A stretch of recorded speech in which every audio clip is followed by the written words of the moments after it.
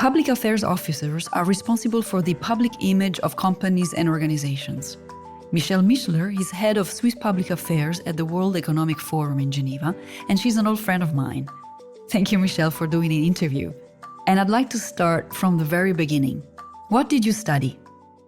I studied political science. My first degree was in political science, and I did that in Montreal at the Concordia University. And then I left Montreal and I went to New York City after that. And I went to do the whole modeling and acting thing. So I was, and just kind of to experience New York, because it had always been a dream of mine to move to New York. Growing up in Switzerland, it's kind of, one of those, this is such a big city and it's just like everybody, it seemed so cool. And so it was a dream come true for me to kind of move there. And I went and I slept on a friend's couch. I had $200 in my pocket, and that was it. And I managed to kind of get some jobs and things like that. I was bartending, I was modeling, I was doing some acting stuff. I was able to get an agent, and then through the modeling, I met. Obviously, I did work for magazines and things like that as well. And so I met editors of these magazines, and I started writing for fashion magazines. And I had always been interested in journalism, but never really thought, oh, that's, what I want to do. But after, working and writing for magazines and some local newspapers for a few years and just, kind of being in New York and living that life. And I also worked on some documentary productions, because I was kind of flying by the seat of my pants. I felt it was important to get an education in journalism. So I went back to Montreal and I applied to Concordia's graduate program. And it's also a very tough one to get into. They only accept like 22 people at the time every year. So yeah, luckily I was chosen to be one of those 22, and I did my graduate degree in journalism. After that, I worked as a researcher and producer at the CBC, and then with my partner moved to Halifax. So we moved to Halifax, and I had sent my tape to Global Television. At the time, this was, back in the early 2000s, you still had your tapes and you sent those. And so they emailed me back. They're like, oh, thanks, but no thanks. Where can we send the tape? And I was like, oh, don't worry about it. I'll come pick it up. I'm here. So, I'll swing by and I'll just pick it up. And they're like, fine. So I went by. My partner was waiting outside in the car. I go in and I was like, hi, I'm Michele Mischler. I'm here to pick up my tape. And the news director just happened to be at the reception. And he's like, oh, he goes, you're Michele Mischler. I was like, yes, I am. And he's like, oh, do you have a minute? I said, sure. And went into his office and we chatted for, a good 20 minutes. And then he's like, oh, let me go get the executive producer. So he went, got the executive producer and chatted with him for another like 15, 20 minutes. And they're like, okay, can you start next week? No way. Yeah. So basically they put me on air when I had no business being on air on television. I had never done it. I had just, worked behind the scenes and everything. But yeah, so then I worked at Global Television as a television reporter for 3 years. And then my partner and I decided we wanted to leave North America. And we were looking at London, particularly for his career. He was a lawyer. And then as we were kind of looking for jobs in Europe, this one popped up for World Radio Switzerland, which was, it used to be World Radio Geneva. I'm sure many people who live in Geneva still remember that. And it became World Radio Switzerland when the Swiss Broadcasting Corporation took it over and was the English radio station. Just looking at the description, I mean, it was me. I spoke all the languages, and I was Swiss, but I had mother tongue. I sounded like I was mother tongue English. And so I applied, got it, and we came. And then I worked there for 3 years as a radio journalist and co-hosted the morning show. And then when I had my second daughter, I then decided that I'd been in the journalism field for almost 18 years. I thought it's time for a change. And also the shift work, they wanted me to do different shifts and everything. So I was like, doesn't really fit with 2 children. And it was just going to make life a little bit more difficult for me. So I decided to leave journalism and look for other challenges. Okay. And in that time, did you know what you wanted to do next, or just, perusing and see what the universe would throw at you? Yeah, I guess a little bit of that. And I had different opportunities. I had met different people through working at World Radio Switzerland. And also my older daughter was at an international school. And I was actually supposed to design their communications program for them. And then I was also supposed to start a teaching broadcast journalism at Webster University. But because I was on chômage at the time, because both of those jobs did not equal 100%, I still had to apply. And then I saw this, and I mean, and I didn't really have a specific idea of what I wanted to do. I knew I wanted to still stay in communications, maybe do media training, that sort of thing. But I wasn't 100% sure. But I've always kind of just gone with flow and figured, the right thing will kind of present itself. And then with those two, teaching kind of opportunities, I was like, yeah, that could be interesting.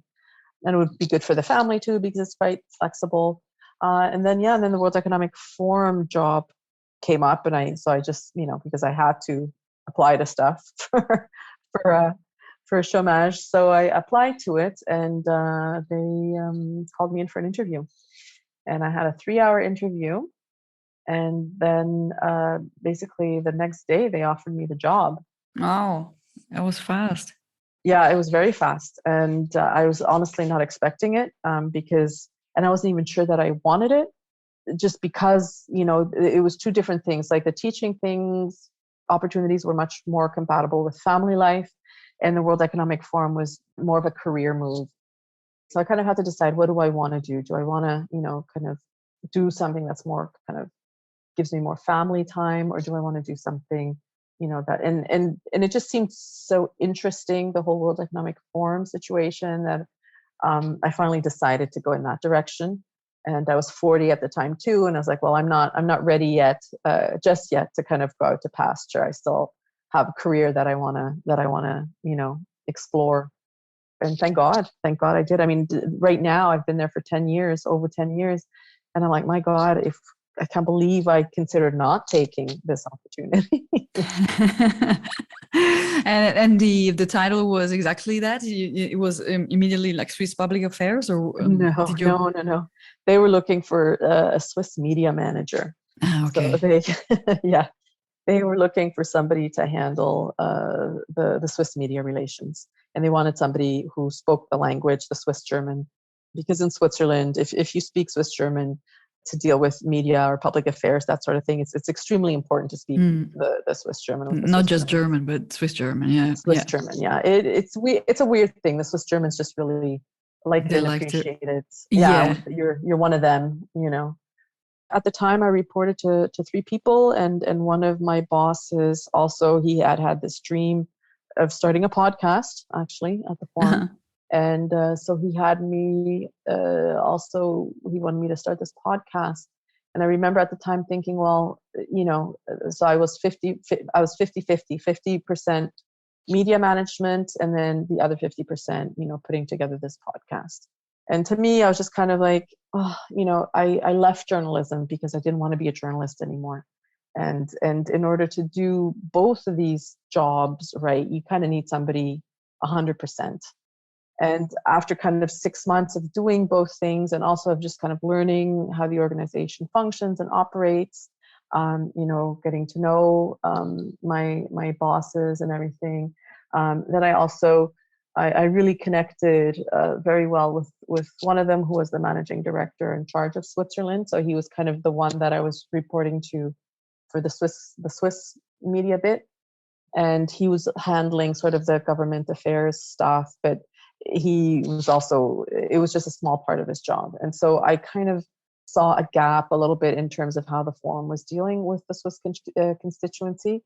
And I thought we were, not taking advantage and not putting enough energy into the Swiss relationship. So I put together a proposal.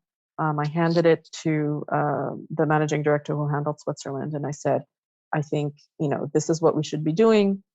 I want to help you with this, and I want to only report to you. So I basically handle everything that's Swiss related. So the government affairs, the public affairs, the Swiss media. And he thought that was a really good idea. And we made that happen.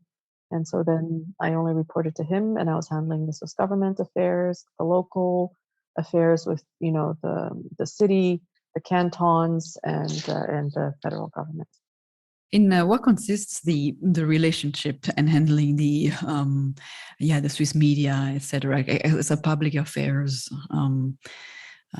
head? After a while, I gave up the Swiss media because I was really mainly focusing on the Swiss government affairs. And during that time as well, I think I should mention is that as I was also still handling the Swiss media, I was put on this little task force, which was called Greener Davos, and they were trying to make the annual meeting more sustainable.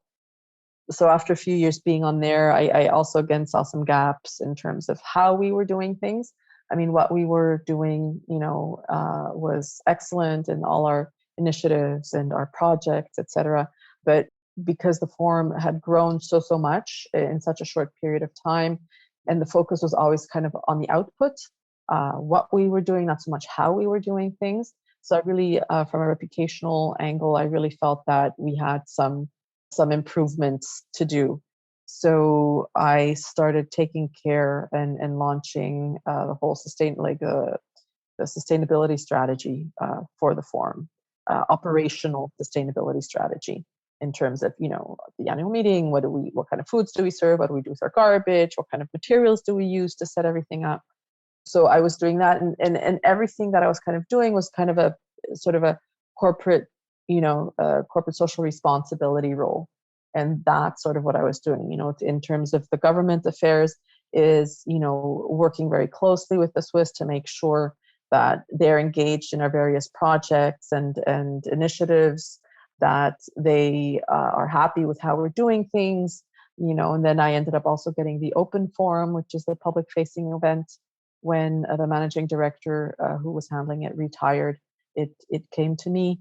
So really kind of ensuring that the forum, as a Swiss corporate citizen, was taking everything into account, all its stakeholders.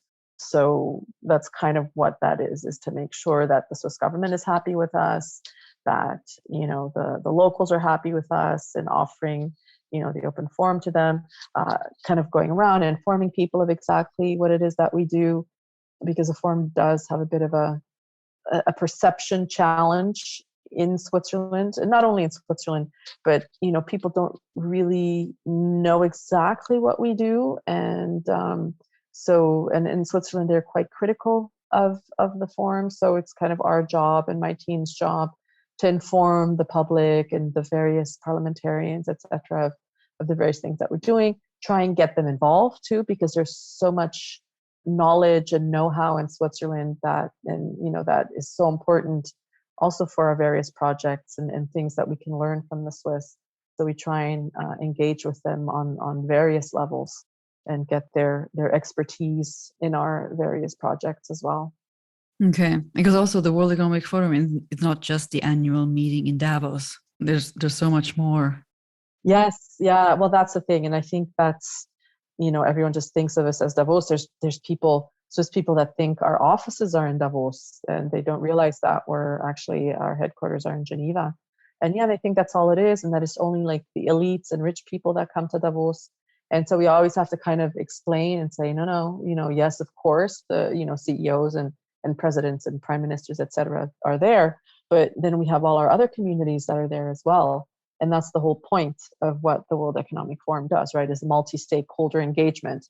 And that's to bring everybody together. So the NGOs, we have a fantastic community of social entrepreneurs that has impacted millions and millions of people over the years on the ground. We've got our Global Shapers, which is our community of under 30-year-olds who are incredible and doing amazing things locally in their various cities. And we bring all those people to Davos as well, right? So that, the people with the ideas and the passion can meet the people with the money who can then help them and support them to make these, social projects and these various things happen. So it's kind of, yeah, bringing money and brains and ideas together to try and, create solutions to our problems. No, that's fantastic. Yeah, it's a big family. And when I look at your career as a journalist now, do you see any elements in that profession that you did that was helpful and useful for your present profession? Yeah, I think so. I mean, as a journalist, you're be very action oriented. You really have to make things happen and get things done. And the World Economic Forum as a organization, which is also so exciting to be working there, you can be entrepreneurial when you're working there. If you have a good idea, and you have the right boss and you're on the right team, you can also kind of be creative and make things happen and influence, like with the whole sustainability thing. I if I didn't have a boss that was supportive and thought that was a good idea, and had my back, I probably wouldn't have gone as far as I did, because it took a lot of influencing. And especially as a TV journalist, I really learned how to positively influence people, particularly in Canada. It's really funny. It's very different than the United States. Like, to try and get somebody on camera to talk is so difficult. It's like you're asking them to give up their firstborn. Whereas in the US, we're like, oh, here, over here, like, talk to me. I want to be on camera. But in Canada, it was, I'd have to spend so much energy and talking to people to try and get them to talk to me on camera. So I think I really developed like these influencing skills, which have then also been quite helpful in my current role. And then just also, like, informing people and just creating good relationships. And that, for sure, I think was one of the key skills that I learned as a journalist. And you're a people's person, so it's yeah. I think it's also comes quite natural for you as well. Yeah, yeah. Well, I mean, I'm actually an introvert, but I am. I know. I was just like, what? No, you're not. But no, I am. I love nothing more than just being in my room alone. But it is, it's I'm interested. I'm interested in people, and I like to ask questions, and I think people do love to share and talk about themselves, and so, yeah, I think to build relationships, the journalism really did help. And your years in New York, do you think that they were helpful for building up your who you are, who you want to be? Oh, yes. Oh, yes. Yes. Because Yes. Yes. Yes. sometimes if you tell your parents you're 20s, okay, I'm going to go to New York, or another city where I want to become an actress or a model, or I want to see what happens. I'm sure that some parents will not be too happy. What would you tell a parent now that you're a parent? What would you tell a Hmm. parent whose child who wants to go to New Yes. York? Well, I mean, my older daughter also decided to kind of give up her university career to try and follow her dream of being a singer and a songwriter and producer. I wasn't happy about her leaving school to pursue this, but I'm like, look, you're young, you have to do it now. So if this is what you want to do, then you got to give it 100% and dig in and get it done, because this type of thing. And also I said, look, and now, while you were in university, we were supporting you financially, but now you have to support yourself, and it's full of life. But I think that's really, really important. And for me, spending my 20s in New York, having some really weird living situations, and struggling to find work, or struggling to find an apartment, and then working in bars and doing all kinds of crazy things, and it absolutely made me who I am today. And I would not give it up, or I have zero regrets, zero, zero, zero regrets. You learn so much. I mean, you learn so much about yourself, about the world. It's invaluable. So, I mean, I think traveling, I think, living in different countries and doing, crappy jobs, and it's so important. It's so important. Oh, absolutely. That's very good. And also exploring the world and getting to know other cultures. I think it's so important, and not everybody has the the privilege or the luck or the will to do it. And but definitely it's very enriching. The good and the bad parts, of course, and makes us stronger. I mean, and I think almost the bad parts are almost better for you because, like I said, you learn resilience, you learn grit. And then down the road, I mean, I always tell my kids and, my older daughter's like, oh, you're so strong. And I'm like, yeah, but, you don't get strong from an easy life. You get strong when there's been, adversity. That's how you get strong. If someone could have told you back then, do this or do that, is it something that you would have liked to know maybe 20 years ago that you know now, and it would have made your life easier? It's hard to say because like I would say, oh, like you should have just done everything, like all your schooling right away, and it would have made things easier, but maybe not. I mean, I think those years away from school and trying stuff out did build who I was. Would have things maybe been easier if I had just, done my, like right after done my master's and just stuck everything like really quickly and young and then gone out into the world? Maybe, but then would I have had a midlife crisis a little bit later? Maybe. I don't know, so I think everything, you can't really have regrets. And I think everyone has to kind of find their own path and they'll get where they need to be, and looking back, I think I've managed to catch up to where I maybe would have been if I had just, stuck it out and just done my BA, then done my master's and done things kind of in a linear fashion. But my career and my life has been anything but linear. And I think that's a great thing. And I think that's extremely enriching. And so that's why with, my kids, so I want to say, okay, learn from my mistakes, to make things, don't make the same mistakes I did. But then I learned from my mistakes, right? So yeah. So they'll have their mistakes, and then they'll learn from exactly. their mistakes, and then Exactly. and they'll be fine. Yeah. No, that's awesome. Well, thank you, and it was very nice for you to share your life with me and with the Pleasure. listeners. And so I wish you all the best, and I hope to finally see you again. I know. I think soon we'll have to have a coffee for sure. Yes, sounds great. This is a good message I take from Michele. You don't get strong living an easy life. It's in adversity that you grow. And the path may not be set right away, as Michele experienced herself. Try stuff out, learn from your mistakes, stay true through your path, or change regularly. It's all good as long as it works for you. You have listened to Job Tales. Thank you so much.